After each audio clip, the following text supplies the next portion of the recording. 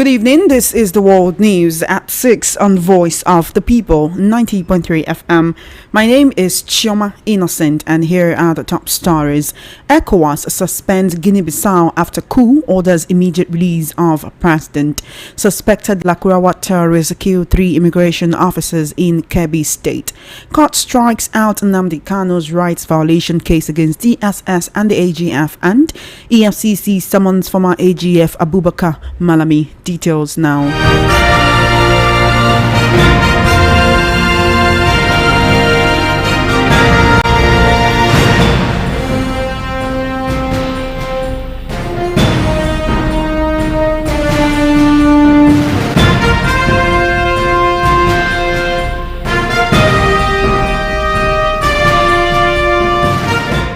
Thank you for staying tuned to the World News at 6 right here on Voice of the People, 90.3 FM. The news begins with West African leaders placing a suspension on Guinea-Bissau following the military takeover of November 26, saying the action has pushed the country into deeper political uncertainty. The regional bloc stressed that democratic order must return immediately and demanded the release of President Umaru Sissoco Embalo, who was seized during the crisis. The decision come after an emergency virtual meeting of the ECOWAS Mediation and Security Council held on Thursday night. The session, chaired by Sierra Leone's President Julius Maada Bio, brought together heads of state, foreign ministers, and top representatives from several member countries including Nigeria, Ghana, Liberia, Senegal, Cabo Verde and Cote d'Ivoire. Senior officials from Benin, the Gambia and Togo were also part of the deliberations. Officials from the ECOWAS Commission, the African Union, the United Nations Office for West Africa and the Sahel, and Guinea-Bissau's foreign minister joined the meeting as observers. In the briefing, leaders raised alarm over the disruption of the electoral process in the country. The atmosphere was tense as the council reviewed a detailed report submitted by ECOWAS Commission President Omar Toure on the escalating situation. They commended ordinary citizens for their resilience and commitment to democracy despite the tension surrounding the November 23 polls. The council noted that the takeover has undermined confidence in the democratic transition. In its formal resolution, ECOWAS said it condemned in the strongest terms the coup d'etat perpetrated on November 26 and calls for the unconditional restoration of constitutional order without delay. The bloc added that it rejects any arrangements that perpetuate the illegal abortion of the democratic process and the subversion of the will of the people of Guinea-Bissau. In a tragic development back home in Nigeria, gunmen suspected to be members of the Lakurawa terrorist group have attacked a Nigerian immigration service checkpoint in Bakin Ruwa along the Maje border in Bagudo local government area of Kebbi state, killing 3 officers. The attack, which occurred around midnight on Wednesday, has heightened fear and tension among residents of border communities. Multiple local sources told journalists that the terrorists invaded the immigration point unexpectedly and opened fire on officers on duty, killing 3 on the spot. A security source said that the assailant fled through nearby bushes. The spokesperson of the Kebbi State Police Command, Nafiu Abubakar, said details of the latest assault were still sketchy.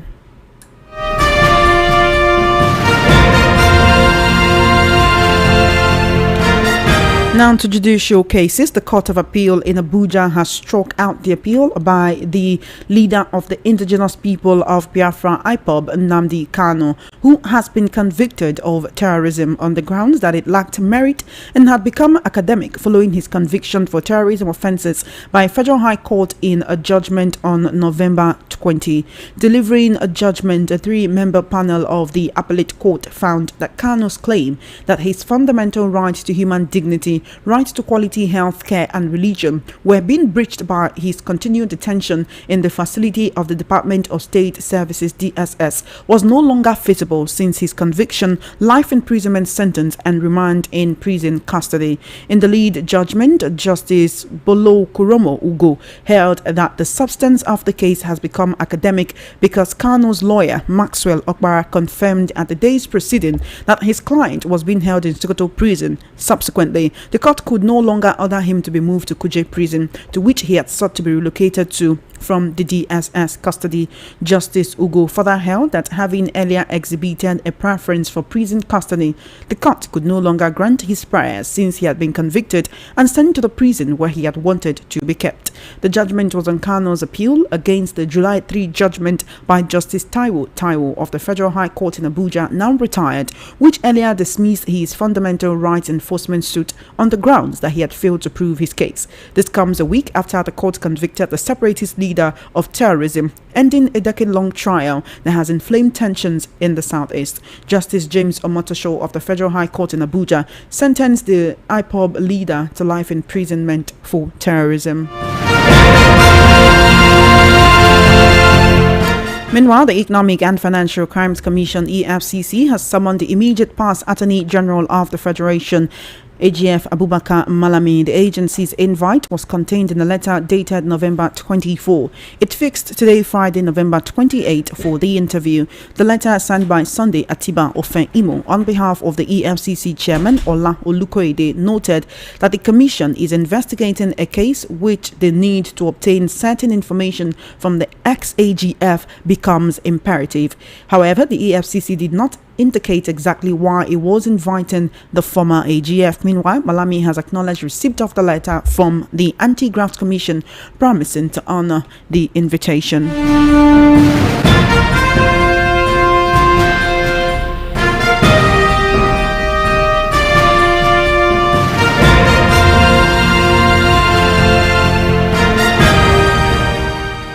Still on the world news at 6 right here on Voice of the People 90.3 FM. The Nigerian police has denied releasing a viral document announcing the withdrawal of orderlies from very important persons, including the Minister of the Federal Capital Territory, FCT, Nyesom Wike. In a statement issued today by Benjamin Hundeyin, the first public Relations Officer, the police described the document as fake. You will recall that the Inspector General of Police IGP Kaude Egbetokun had earlier announced the withdrawal of over 11,000 police officers attached to VIPs across the nation. The IGP's move followed a directive issued by the President for the police to withdraw all officers attached to top personalities. At the peak of this directive, a document purported to have emanated from the 50 Police Mobile Force directed all police officers attached to certain individuals, including the Chief Justice of Nigeria, the FCT Minister, amongst others, to report back to base immediately. However, Hundeyin in the statement said the force wishes to categorically state that the document, allegedly signed by one CSP Suleiman Abdullahi, described as the admin officer of the squadron, is fake and should be disregarded by the public. A Rivers State High Court sitting in Port Harcourt has convicted and sentenced the 400-level petrochemical engineering student of the University of Port Harcourt, Damian Okoligwe, to death by hanging for the murder of a young woman, Justina Otuene, a 300-level biochemistry student at the same institution. Okoligwe, now 26, was found guilty of killing Justina in October 2023 at his residence. Delivering judgment on Friday, Justice Chinwe Nsirim Nwosu held that the prosecution, led by Charles Obediah Mbaba, proved its case beyond reasonable doubt and established that Okoligwe committed the crime. The court further ruled that Justina's death resulted directly from his actions. Okoligwe was arrested in 2023 after neighbors raised the alarm over his attempt to dispose of Justina's body, which he allegedly killed for money ritual purposes. A neighbor had earlier reported a foul odor emanating from his room to the Ozoba Police Division. Responding officers forced the door open and discovered a Ghana Moscow bag containing Justina Otuene's dismembered body. The murder trial commenced in May 2024, 2 months after the Rivers State government took over the case. It had initially been before a magistrate court in Port Harcourt, but in November 2023, Chief Magistrate Nenda Obiageri Onugum ordered that the case file be transferred to the Department of Public Prosecution, DPP, for legal advice. During an interview with journalists in 2023 at the Rivers State Police Command Headquarters in Port Harcourt, Okoligwe denied the allegations. He claimed he had been ill when Justina visited and said he found her lifeless when he woke up. He further alleged that he went to his brother's house for treatment and returned 3 days later to dispose of her corpse. He also denied removing any organs, insisting her remains were intact.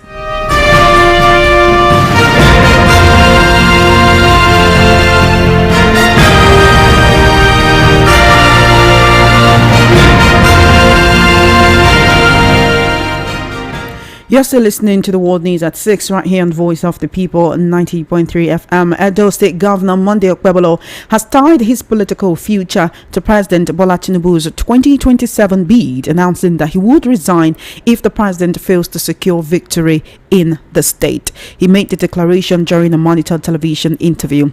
Governor Okpebholo insisted that the All Progressives Congress has tightened its hold on the state and no longer faces what he described as meaningful political resistance ahead of the next general elections. He argued that President Tinubu's influence has become a decisive factor in the rising visibility of his administration. I'm now being joined by legal luminary barrister Asim Adams for the analysis segment on the World News at 6. Good evening to you, barrister, and thank you for joining me today. Good evening to you. Good evening. Thank you very much. I hope you've had a good day so far.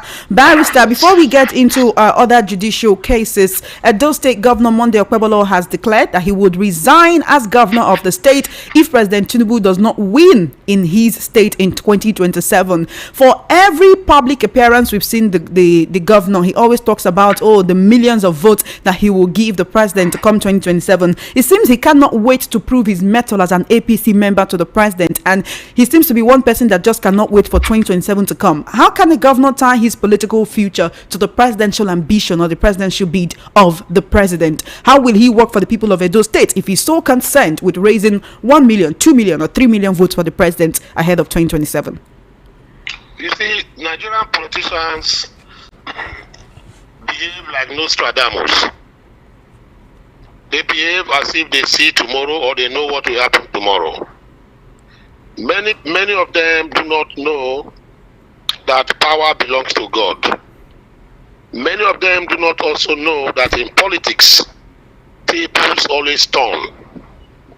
What you see today as favoring you, by tomorrow, you'll be very shocked that the tide will go against you. So the statement credited to the governor of Edo State that by 2027, he's going to deliver Edo State for President Bola Ahmed Tinubu in 2027. It's a political statement. You see, they are free to have such opinion. He's a human being, but I believe that he's just trying to satisfy his master, the president, because I found out that President Tinubu is Monday Okpebholo's master, and he wants to do everything within his possible best to satisfy him and show him maybe that he is working for him. But like we normally say in Nigeria, nobody knows tomorrow. I believe Okpebholo should have that at the back of his mind, that nobody knows tomorrow. Even himself, even President Tinubu does not know tomorrow. But that statement created to him, for me, is just a mere opinion, of his. Tomorrow, like I said before, in politics, tables always turn. Don't be surprised that by 2027, he might not even be in the APC, as we have seen Nigerian politicians, behave in the past. So I take it with a pinch of salt, and I will say that he is somebody that has spoken, and his opinion, that is what he made known. But for me, I doubt if that will hold sway in 2027. Barrister Asim Adams, do you remember a few weeks ago when the Edo State governor told some newly appointed commissioners that if they do not wear the Ashiwaju cap, that's that cap with the infinity logo, with the infinity insignia, to meetings, that they would be in trouble? Do you recall that? And then where he said he's the reason why you are here. He's the one. He said something like, he's the one that put us here. He's the reason why you're here. He's the reason why I'm here. And so you must make sure you represent him at all times. A lot is happening in the country right now, specifically these issues of insecurity. And Edo State is a hotbed of kidnapping right now.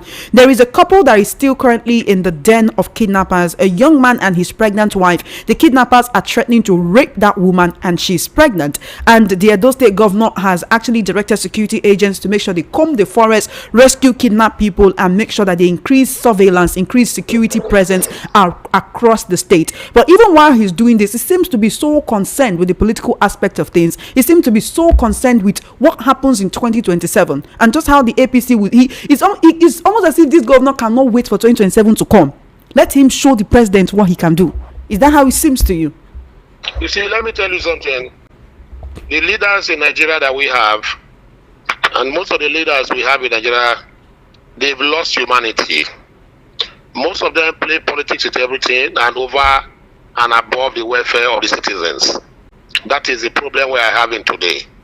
Now, if a governor could come out and begin to gyrate, whereas two of his citizens are in captivity by bandits or terrorists, as they call them in Nigeria. It's not just the two of them. This is just an example. That's right. The two of them, let me say, the one that touches my heart very much is that the couple and the pregnant, wife of the man. So when you put a pregnant woman under that kind of condition, I wonder what is going to become when she gives birth to the baby that she's carrying. So that should be the utmost concern of anybody, most especially for those who are the leaders that we have, especially the governor. At this time, at the point in time, I thought that there would have been sober reflection, and his mood would have been sober, and what he would have been doing, instead of talking politics, he began to talk about how to rescue that lady and the husband. So now he's taking politics, over the welfare and security of, the people that are in captivity. That is a sorry one. It's uncharitable, and at the end of the day, he has lost humanity. Not just him, most of our leaders have lost humanity, compassion, empathy, sympathy. They have lost everything, so they are just there. And I feel sorry for the couple, and I pray for them and those who are in captivity that they be released as quickly as possible. That is the only thing I can take here now. One thing Nigerians are asking also is what gives the governor such impetus to make such remarks? How does he know how Nigerians will vote in 2027? Or are there already plans, some kind of untoward plans underway that Nigerians and the people of Edo State do not know about? Because he seems so sure of the fact that there is no way the president is not winning his state in 2027. You see, I watched that interview. The governor boasted that he is a scion of Tony Aneni, late Tony Aneni. You remember that, in those days, Anthony Aneni was ingloriously referred to as Mr. Fix-It. When you say Mr. Fix-It, you're talking about rigging of elections, manipulating results to favor his preferred candidate. Now, if a man is boasting that he is a scion and a student and a mentee of Mr. Fix-It, what does that tell you? It tells you that in 2027, elections will be taking place, but rigging will override whatever Nigerians, want to do on that particular day or that time. So I believe that he is talking because he knows that he has perfected plans to rig that election in 2027 if he's alive and if he's still in charge as governor of Edo State. So this is what he has just espoused and exposed, today or yesterday, during that particular interview. It is a sorry one, and it's unfortunate that, at this time, 2025, he is already looking at 2027, and he has already said that President Tinubu will win 2027. So he cannot tell me that he's going to control the voters, in Edo State for them to vote for President Tinubu. The only way he can do this is to orchestrate and manipulate situations to make votes favor his preferred candidate, that is President Tinubu. So he's preparing not for election, but for election rigging.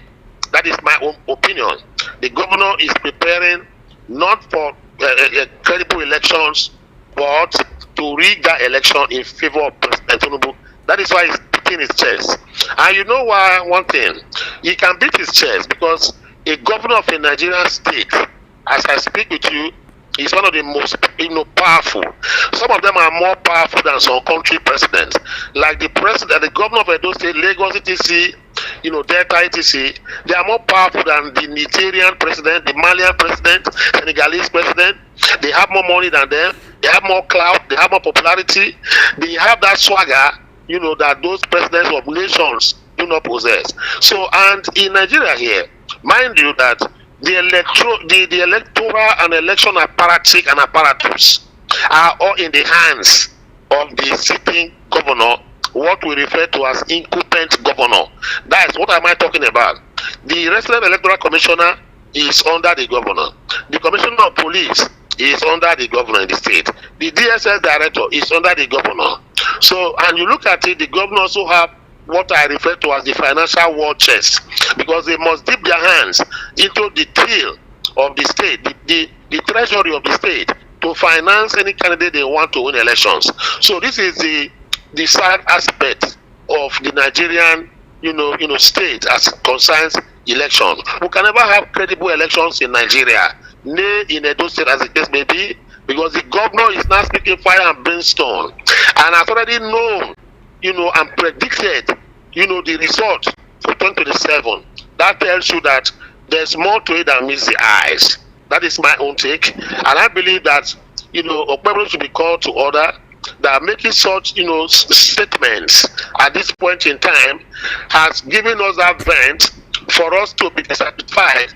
Whatever is what that election in 2027, God willing, I believe that except the Nigerian people are not alive, maybe he can have his way. But I doubt if he's going to have his way in 2027. All right, barrister. Now, the appeal court has dismissed Nnamdi Kanu's human rights violation suit against the Director General of the DSS and the Attorney General of the Federation. The appeal court actually struck out that appeal today. In that appeal, Nnamdi Kanu had challenged what he described as violations of his fundamental human rights by the DSS Director General and the Attorney General of the Federation. The appeal court actually held that appeal lacked merit and had become academic due to Nnamdi Kanu's recent conviction, which happened 1 week ago. He's been convicted, sentenced to life imprisonment. That was on November 20. I want you to help us break this down for the layman as a legal luminary. Give us that legal perspective. Let us understand what is really going on here. The appeal court said you wanted to be moved away from the DSS custody and moved into a proper prison. Now you've been convicted, you've been moved to Sokoto prison, so there is no reason for us to continue to deliberate on this matter. Let's get your take on that. My take on that is that you see some of our colleagues also who are representing high profile personalities in matters like this should always try and do their matters very well. For instance, this suit was filed in 2021 at the Federal High Court. At the Federal High Court, the court is headed or sitting was Justice Taiwo. Justice Taiwo struck out, that particular, application that Nnamdi Kanu, cannot cry and say that the medical practitioners, or he's not being taken care of well, in the DSS correctional facility. The court said in that particular judgment that yes, you may have a claim, but you cannot prove it. That the lawyers are supposed to maybe, show up their case with evidences to show that truly the doctors that were taking care of Nnamdi Kanu were quacks. That is, you bring, evidential proof to show that the doctors, that were taking care of him that you call not qualified, then you have to substantiate it that they are not qualified by showing certificates, that, disprove their qualification. That was not done by the lawyer. Now you now have the evidence of torture. The court now said there is no evidence of torture. Nnamdi Kanu was not tortured in DSS correctional, in DSS center. He was not tortured. And you talk about denial of religious freedom. The court also said that Nnamdi Kanu's right to freedom of worship was not denied. That he was there, he could do his prayers, etc. But where his own right, stop, is where another man's own stop. And that you cannot use your religious, affiliation or whatever the case may be to now begin to, remove the rights of others, to do their own religion. That is what this court is talking about. Are you saying that Nnamdi Kanu's lawyers did not do their homework and they messed up this case for him? That is what I am telling you now. That is what I'm telling you. You see, he who alleges must prove. You understand the point now. If you allege that something has happened, you must prove beyond all doubt, as the case may be. In this case, the court is saying that the evidences they presented were not, adequate or credible, as the case may be. That was why they struck out. Now the matter now went to Court of Appeal. The Court of Appeal now reaffirmed the judgment of the lower court to say that his rights were not breached. And that one of the reliefs Nnamdi Kanu sought in that particular application was that he wanted, based on the facts he has given, that quack medical doctors are taking care of him, and he has been denied of the religious right inside DSS cell, that he wanted them to transfer him to a correctional center. So the Court of Appeal now came out and said, well, it has been overtaken by event, because what you desired to be moved from DSS, custody to correctional center has been achieved by the judgment of November 20. That right now you are no longer in the DSS, cell, you are in the correctional center. So what you were asking for has been given to you by way of Father Christmas conviction that took place on November 20th. That is what the court is saying there. You see, so these are the issues. Then finally, on this particular matter also, I feel so sorry that a matter that was filed in 2021, that it is now being decided in 2025, 4 years after. Maybe if this matter had been decided about 2 years ago, maybe the Court of Appeal would have had a different perspective on this matter, because as at that time it was still the DSS, custody. Maybe they would have had a different perspective. But the Court of Appeal, in my opinion, was right, because they said it has been overtaken by events. So that is why this particular appeal was not dismissed. But if he has a window that he can go the Supreme Court, he can appeal to the Supreme Court. He has lost at the Federal High Court. He has lost at the Court of Appeal. He has another window, which is the Supreme Court of Nigeria, the highest court in the land. So let him go and try his luck in the Supreme Court. But I doubt if any of those reliefs that he sought at the lower court will be given to him.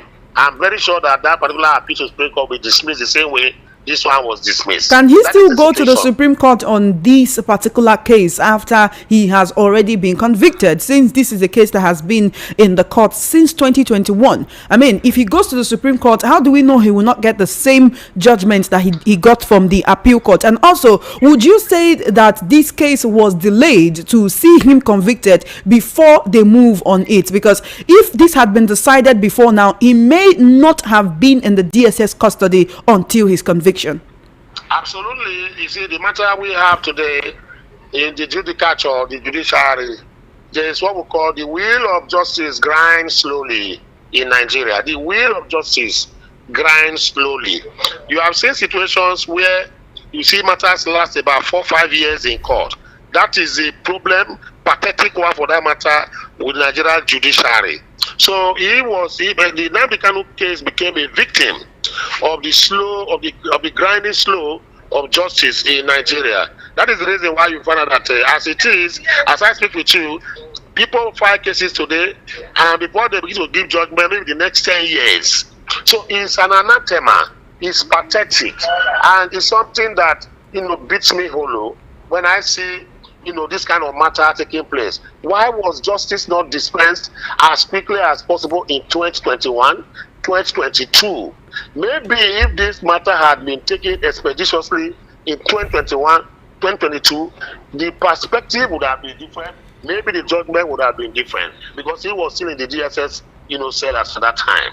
So these are the things. It's unfortunate. It's unfortunate that Nnamdi Kanu had to pay that price of the slowness of judiciary process in Nigeria. So it's something I don't really know how we're going to go over it, but unfortunately, it has affected and cut off. You have 1 minute remaining. All right. The making of the judicial system. All right. Thank you so much, Barrister Asim Adams. Let's actually quickly talk about the insecurity in the country. There was a situation today whereby Lakurawa terrorists, not ISWAP, not Boko Haram this time around, but Lakurawa terrorists actually went to a checkpoint, an immigration checkpoint in Nigeria, and they murdered three customs officers. And also there was actually another situation whereby over 500 people were found in a truck moving from Niger into Nigeria. They had to be turned back when they were asked questions on where they are coming from and where they are going, and they could not answer those questions. And one would wonder, is it that these people are being transported into Nigeria to cause mayhem? And if that is the case, who is doing the transporting and what is the reason? This is the reason why it is events like this that make some Nigerians believe that there is a jihadist agenda. Would you also say that there is one like that? Would we like to hear from you on this particular case, Barrister Asim Adams? Some Nigerians are asking, Barrister Asim, can you hear me? Yes, I can hear you. Some Nigerians are asking if they can take the federal government and security agencies to court on this issue of insecurity.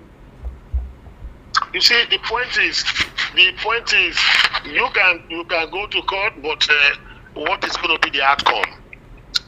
Because you know why? Under Section 14 sub 2B of the 1999 Constitution, it is provided that the security and welfare is the reason why anybody is in government, as a leader, as a president, as a governor, as a local government chairman. But over time, we have found out that Section 14 sub 2B is cocooned, into, Chapter 2 of the 1999 Constitution. And the 1999 Constitution, Chapter 2, of all the sections that are cocooned there, they are not justiciable. They are not justiciable. If you go to court, what we are going to get is a declaration. And a declaration will not even move the president. They will not move, the government will not move anybody. But if this particular section 14 sub 2B was lifted and now put into chapter 4 of the 1999 Constitution to become a right, that we can begin to ask the president and hold government accountable for our rights, as encased and ensconced in section 14 sub 2B, then we may begin to have judgments that will be binding on government and governors and president, as the case may be. But right now, you can go to court. Of course, you can go to court and challenge issue of insecurity that is not doing well. It's going to be an academic point, because whatever decision that is taken by the court, the president may not even, it's not even binding on the president, as the case may be. There is no punishment for the president. There's no compensation to be paid. So why are you going to court? So it's going to be a declaratory, judgment, and declaratory judgment do not, exist rights, or pecuniaries, as the case may be. So this is where the problem is. So of course, we were talking about something like this, I think this morning or yesterday, that if we can, sue my governor, for instance, why is he not providing security for me? Yes, I can go to court. But if I go to court, what happens? The judges, the judiciary, are they not working with the executive arm of government? They will even throw away that particular matter, because it's become an academic point. Just like the Court of Appeal said in the Nnamdi Kanu's case, that it is an academic point. What they're going to tell you is that the president, as the case may be, chapter 2 is not justiciable. So you cannot even hold the president accountable by virtue of what you are bringing before the courts. So this is the problem we're having. I believe one day we shall overcome all these things. Thank you so much, Barrister Asim Adams, for your perspective on the issues this evening. I really appreciate you for joining us, and I hope you enjoy the rest of your day. Absolutely. Thank you so much. God bless you. Thank you very much, and thank you for joining us today. You have been listening to the World News at 6 right here on the Voice of the People, 90.3 FM. Just before we wrap up, let's take a look at the top stories again. You heard that ECOWAS has suspended Guinea-Bissau after the military coup and has ordered an immediate release of the country's president. Suspected Lakurawa terrorists killed 3 immigration officers in Kebbi State. Court strikes out Nnamdi Kanu's rights violation case against the DSS and the AGF, and the EFCC summons former AGF Abubakar Malami. And that is a wrap on the World News at 6 on Voice of the People, 90.3 FM. My name is Chioma Innocent. Good evening and thank you for listening. Do stay tuned. The evening rush will come up at exactly 7 p.m.